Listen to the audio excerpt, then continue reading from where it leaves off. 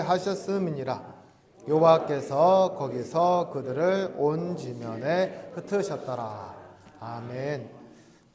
요즘은 다르지만 제가 학교 다닐 때만 해도 영어는 중학교 들어가야 배울 수 있었습니다.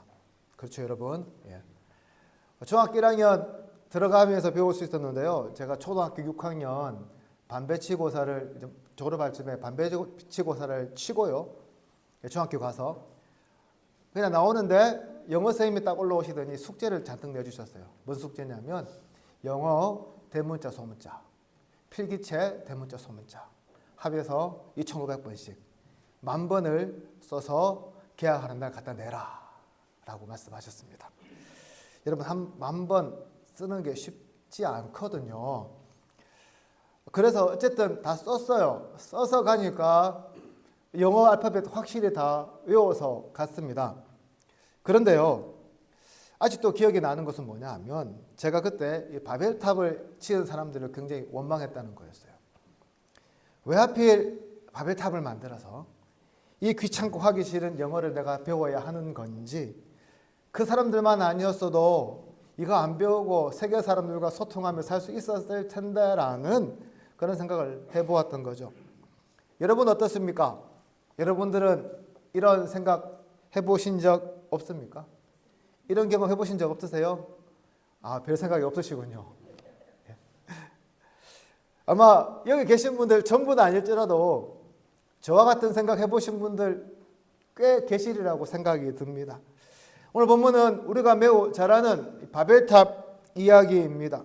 그리고 이 바벨탑 사건 후에 인류는 뿔뿔이 흩어지게 되었다고 오늘 본문은 말씀합니다. 그렇다면 이 바벨탑 사건에 있어서 문제는 무엇이고 우리는 이 사건을 통해서 어떤 교훈을 생각해 볼 수 있을까요? 함께 말씀을 상고하면서요, 이 세 가지 점을 우리가 한번 생각해 보고 함께 은혜 나누는 시간이 되기를 소망합니다. 첫 번째로 이 바벨탑 사건은 인류가 하나님께 반역한 사건이었습니다. 여러분, 노아의 홍수 이후에 온 인류는 노아의 8명의 가족을 빼고는 멸종하게 됩니다.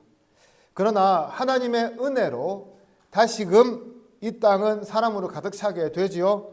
우리가 읽지 않았지만 10장에 보시면 70개의 민족과 나라들이 출현하고요.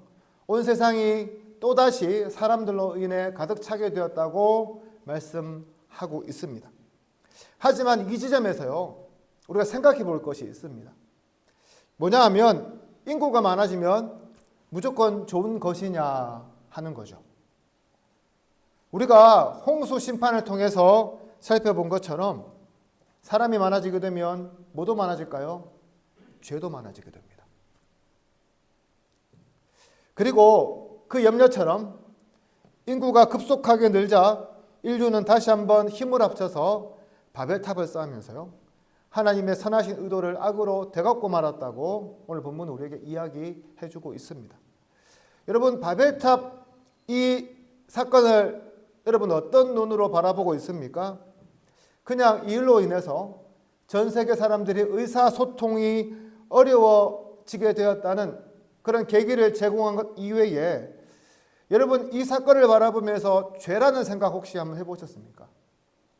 우리가 바벨탑 사건을 떠올리면서 생각하는 것은 그냥 언어 이야기만 생각하죠. 이것이 죄라는 생각은 잘 해보지 않습니다. 그렇습니다. 많은 그리스도인들이요, 이 바벨탑을 바라보면서 이것이 무슨 큰 죄냐라고 생각하는 사람들이 참으로 많이 있다는 거죠.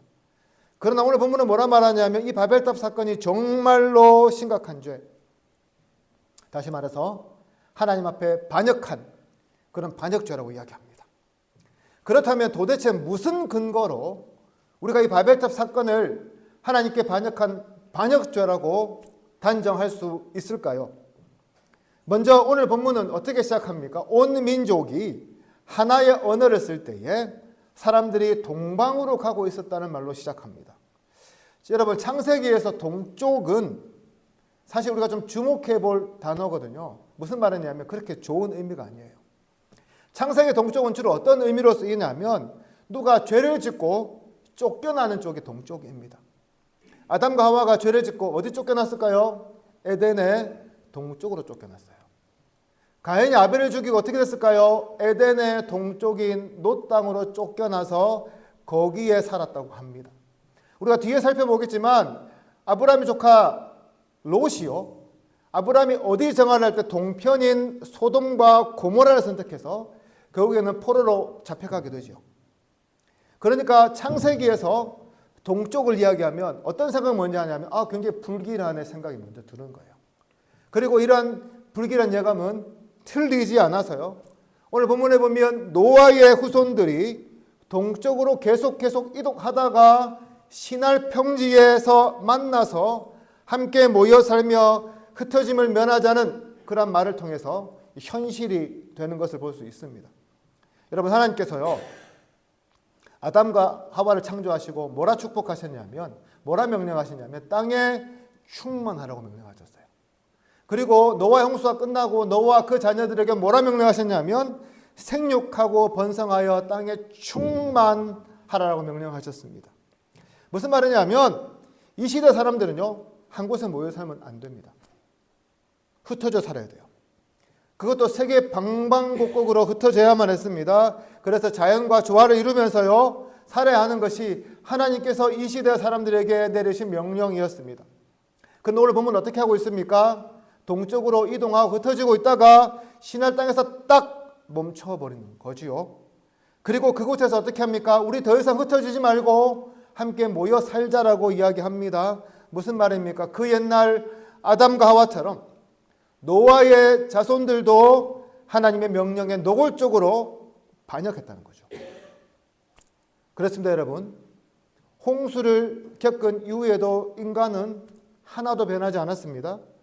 하나님께서 명령하신 그대로 순종하는 것이 아니라 하나님의 명령에 노골적으로 반역하면서요, 최초의 인간인 아담의 길을 그대로 따라갔다고 오늘 본문은 우리에게 잘 보여주고 있는 것이죠.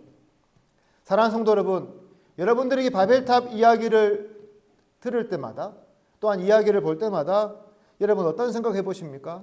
왜 이런 바보 같은 짓을 했냐고 여러분 생각해 보지 않습니까? 왜 하나님의 명령에 그렇게 어겨서 그렇게 벌을 받고 안 좋은 일을 경험하냐고 여러분 생각해 보지 않으세요? 그런데요, 가만히 생각해 보면 이 바벨탑을 지은 사람들이나 우리는 다 별반 다를 바 없다는 사실을 우리가 깨닫게 됩니다. 왜냐하면 우리도 매일매일 삶 가운데 하나님 명령에 온전히 순종하는 것이 아니라 너무나 자주 하나님 명령을 배반하고 바벨탑을 쌓아가는 일들을 하고 있기 때문에 그렇습니다. 그렇다면 우리를 기다리는 것이 무엇입니까? 죽음밖에 없지요. 그것도 그냥 죽음이 아니라 영원한 죽음이 우리를 기다리고 있습니다. 여러분, 전 세계 나라들이 반역죄를 어떻게 다스리는 줄 아십니까? 가볍게 취급하는 나라 하나도 없습니다. 반역죄 저지르면 전부 다 중형을 받습니다. 그렇습니다. 우리 모두 하나님 앞에서 중형을 저지른 그런 끔찍한 죄인들이 바로 우리의 모습이라는 거죠. 그런데 성경은 우리에게 뭐라 말씀합니까?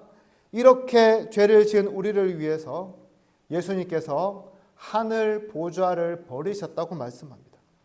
그것도 그냥 버리신 것이 아니라 이 땅에 직접 내려오셔서 높은 자리가 아니라 낮고 낮은 그런 위치에서 육신을 짓고 오셔서요, 십자가에 달려 죽으심으로 우리를 모두 죄로부터 구원하셨다고 말씀합니다. 무슨 말입니까?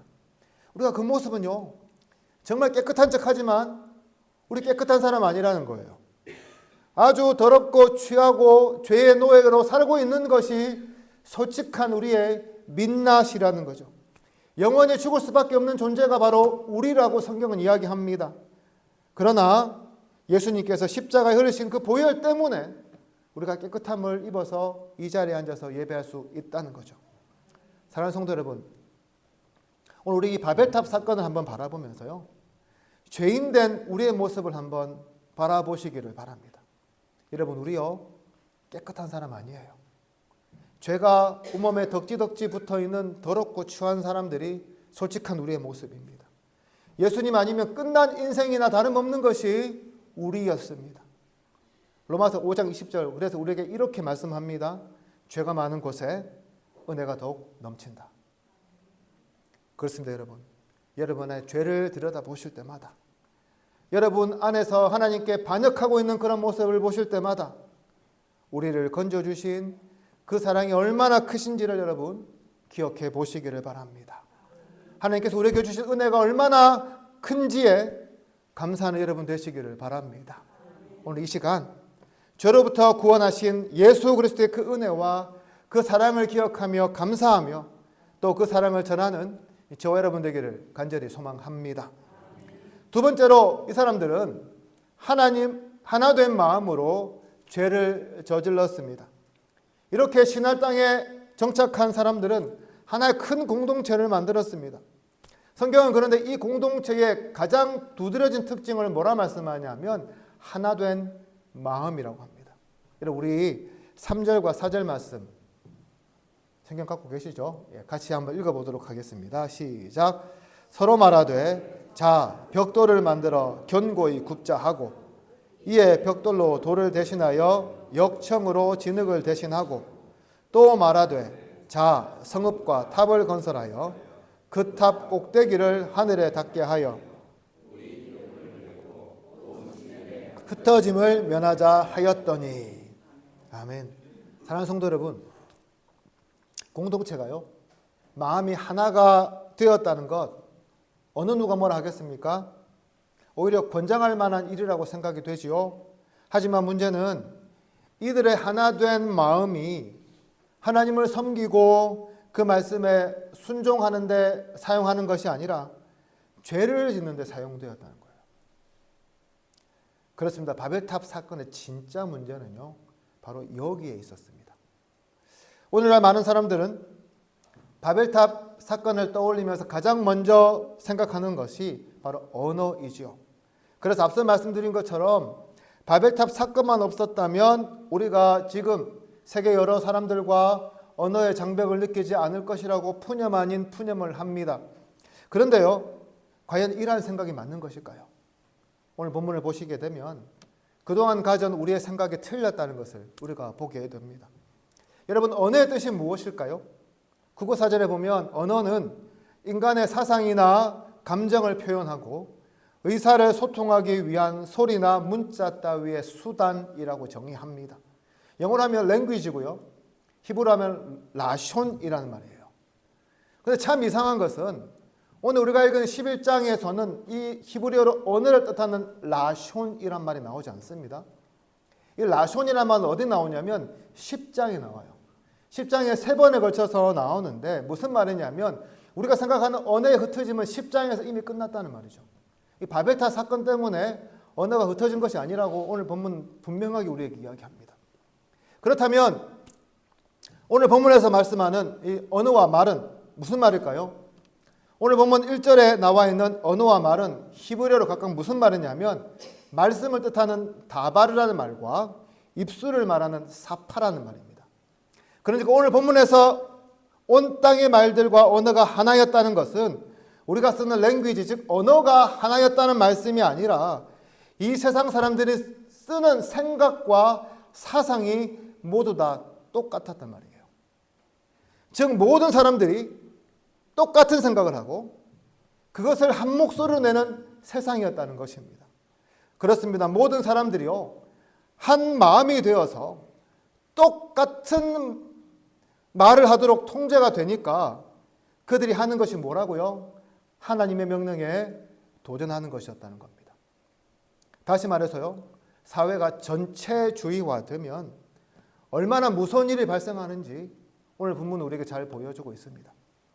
독일이 세계대전을 일으키려고 계획했을 때에 많은 신학자들과 목사들이 모두 한결같이 그것을 하나님 뜻이라고 칭송하며 찬송하고 적극적으로 독려했다고 합니다. 국민들도 이 일을 들으면서 모두 기뻐했습니다. 하지만 모두가 그렇게 찬성을 하니까요, 반대의 목소리가 설자를 잃고 말았습니다. 그런데 결과는 무엇입니까? 독일이 의도한 것처럼 세계 정복할 수 없었어요. 대신에 전 세계 많은 사람들에게 극복할 수 없는 상처만 가득가득 심어주는 거죠. 여러분, 북한 한번 보세요. 김정은 말 빼놓고서 어떤 답이 없습니다. 사상은 어떻습니까? 주체 사상 빼놓고는 어떤 사상도 설 자리가 없습니다. 그러다 보니까요, 나라가 엉망진창이 되어서 김씨 왕조만 호의호식하는 것 여러분 잘 알고 있지 않습니까? 요즘 한국 교회가요, 장로도 기도하셨지만 그 다음 주일날 차별금지법 반대 집회로 굉장히 뜨겁습니다. 거의 모든 장로교단들이 이 일에 공식적으로 참여할 것을 결의하셨습니다. 저에게도 참여와 독려 문자가 옵니다. 온라인과 오프라인 합쳐서 200만 명이 이날 모여 예배하는 일에 모두 한마음이 되자고 독려합니다. 저는 이분들의 취지에 충분히 공감합니다. 차별금지법 막아야 되고요. 하나님께서 원하시는 일도 하면 안 됩니다. 다만 일방적으로 이렇게 밀어붙이는 데 대해서는 솔직한 반감이 있습니다. 이번에 노회에 가보니까 밀양인 한 목사님께서 그 동료 전화를 받을 때 나는 거기서 찬성하지 않습니다 말을 했다는 이유로 거의 매일같이 항의 전화를 받고 있다는 그런 소식을 들었습니다. 어떤 분들은 이 집회에 직접 참석하지 않으면 마귀인 양 사탄인 양 판단하고 정죄하는 모습도 볼 수 있습니다. 때로는 참여하지 않으면 차별금지법에 찬성하는 입장인 양 호도하거나 반대의 목소리를 들어보자는 분들을 향해 반말로 죽일 듯이 욕하는 모습도 우리가 보게 됩니다. 저는 이런 현상이 참 두렵다는 거예요. 다른 말을 듣지 않고 오로지 이것만 진리인 양 주장하는 이 모습 말이죠, 여러분. 반대의 목소리도 듣고요. 그분들도 한 교회, 한 그리스도는 아닙니까? 그렇게 귀를 기울여서 그분들도 포용하고 설득해서 이 반대 운동의 범위를 더 넓히고 더 오래오래 지속되게 가져가면 참 좋겠는데 오로지 이번 집회 한 번에 모든 사활이 걸린 양 생각하고 판단하고 결정하고 하는 사람들이 너무나 많기 때문에 그렇습니다. 중요한 것은 사실 이것이요, 바벨탑을 짓던 사람들의 기본적인 생각이었다는 거예요. 이번에 바벨탑으로 하나님께 도전하지 않으면 안 된다. 이것으로 우리 인간의 능력을 보여줘야 된다. 그러니 무조건 잔말 말고 따라와라는 생각으로 사람들을 설득하고 높이 쌓아 올렸던 것이요, 바로 바벨탑이었다는 거예요. 오늘날 교회도 마찬가지입니다. 어느 한쪽이 주도하고요, 잔말 말고 따라오라는 식으로 교회가 가서는 안 됩니다. 이것이요, 교회 의사결정이나 하는 일에 되게 편리할지는 모르겠지만 다른 목소리도 들을 수 있어야 한다는 거죠. 오늘 교회들마다 30, 40, 50 세대가 없다고 난리입니다.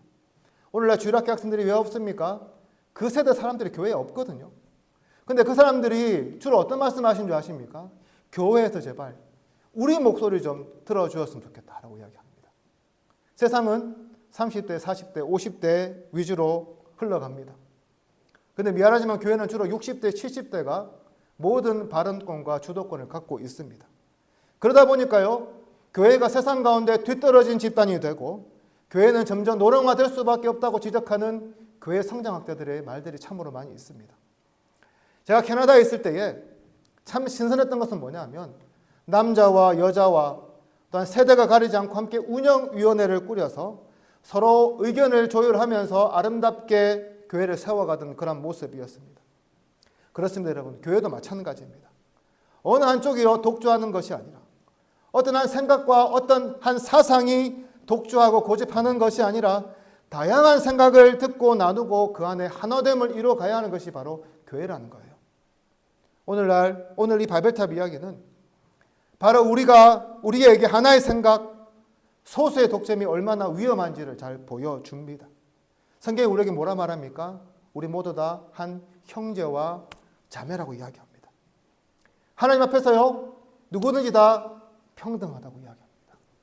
어린아이와 같은 사람도 우리와 한 형제와 자매이고, 그 당시 사람 취급 못 받던 여성도 한 형제와 자매이고, 창녀도 형제와 자매이고, 세리도 형제와 자매라고 합니다. 무슨 말입니까? 일방의 생각으로 가득 찬 모습, 하나님께서 원하시는 모습이 아니라는 말씀입니다. 사랑하는 어르신 여러분, 우리 교회에 있는 젊은 사람들의 목소리 여러분 좀 경청해 주시기를 바랍니다. 이분들요, 충분히 똑똑하고 누구보다 교회를 사랑하고 잘할 수 있는 분들이에요.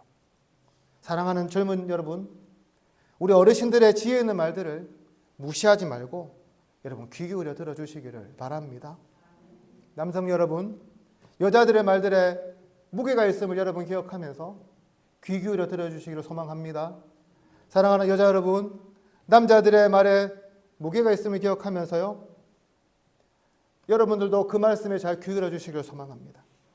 저는 우리 교회가요, 한쪽의 생각만 고집하지 않았으면 좋겠습니다. 대신에요, 서로를 향한 마음을 열고 귀를 기울이면서 바벨탑과 같은 전체주의 광풍이 몰아치는 그런 교회가 아니라 오히려 하나 되고 서로 소통하는, 그래서 주님이 기뻐하시는 그런 교회로 세워가기를 간절히 소망합니다. 마지막으로 오늘 본문은 인간의 능력에 한계가 있다는 것을 잘 보여주고 있습니다. 여러분, 오늘날 세계에서 가장 높은 건물이 어디인 줄 아십니까? 아랍에미리트의 두바이라는 곳에 있는 부르즈 할리파라는 건물입니다. 몇 미터냐 하면요, 무려 828m나 됩니다. 그런데 세계에서 가장 높은 빌딩이 얼마 안 있어서 바뀔 거라고 합니다. 왜냐하면 지금 사우디아라비아에 제다 타워라는 것을 짓고 있는데 이것이 완성되면 높이가 1008m가 되기 때문이죠. 이외에도 수많은 높은 마천루들이 전 세계 곳곳에 존재하고 있습니다. 하지만 확실한 것은 뭐냐 하면 이런 건물들이 아무리 높이 지은들 하늘에 닿을 수 없다는 거죠. 무슨 말이냐 하면 인간이 지은 건물이 하늘에 닿아 하나님께 도전한 일들이 원천적으로 불가능하다는 것입니다. 오늘 본문은 특별히 하나님의 능력과 인간의 능력의 간극이요, 얼마나 큰지를 잘 보여주는데 5절 보시면 이렇게 말씀하세요. 여호와께서 사람들이 건설하는 그 성읍과 탑을 보려고 어떻게 해요? 내려오셨더라 말씀합니다. 무슨 말입니까?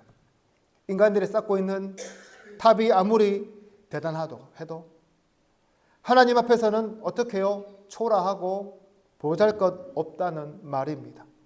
아니, 하나님께서 보시기에 너무 작아서요, 하나님께서 이것을 보시려고 직접 내려오실 정도라고 오늘 본문은 우리에게 이야기합니다. 그렇습니다. 아마도 탑을 쌓는 사람들은 자신들이 이 일을 통해서 하나님을 능가할 수 있을지도 모른다고 생각했을지 모르겠습니다. 하지만 이 사람들이 잊은 것이 하나 있는데 뭐냐 하면 그것은 하나님께서 흙으로 빚어 만든 볼품없고 연약한 피조물이 바로 그들이라는 거였어요. 다시 말해서 인간은 결코 하나님과 같아질 수 없는 그런 육신을 지닌 존재라는 것입니다. 그럼에도 불구하고 오늘 본문의 하나님은 인간의 능력을 과소평가하지 않으십니다. 그래서 6절에 뭐라 그럽니까? 이후로는 그 하고자 하는 일들을 막을 수 없으리로다 라고 이야기하세요. 인간이 마음만 먹으면 못할 일이 없다는 것을 동시에 보여줍니다. 하지만 우리가 좀 잘 생각해 볼 것은 이 말이 인간이 하나님의 능력을 따라잡을 수 있다는 말이 아니라는 겁니다. 아무리 인간이요 날고 긴다 하더라도 하나님의 능력에는 털끝에도 미치지 못한다는 것을 이야기하는 말이 바로 이 말씀입니다. 오늘날 이 시대를 바라보면 정말 세계 곳곳에서 바벨탑을 쌓아 올리는 모습들을 우리가 발견합니다. 마치 바벨탑을 쌓은 인간들이 벽돌과 역청이라는 신기술을 가지고 하나님께 도전했던 것처럼 오늘날은 과학과 기술이라는 것을 매개로 삼아서 하나님께 도전하고 하나님의 위치에 인간을 놓으려는 그런 시도들이 너무나 많다는 것을 보게 되죠. 실제로 그런 노력은 헛되지 않아서요, 과거 하나님의 영역이라고 생각했던 부분까지 과감하게 도전하는 것을 볼 수 있습니다.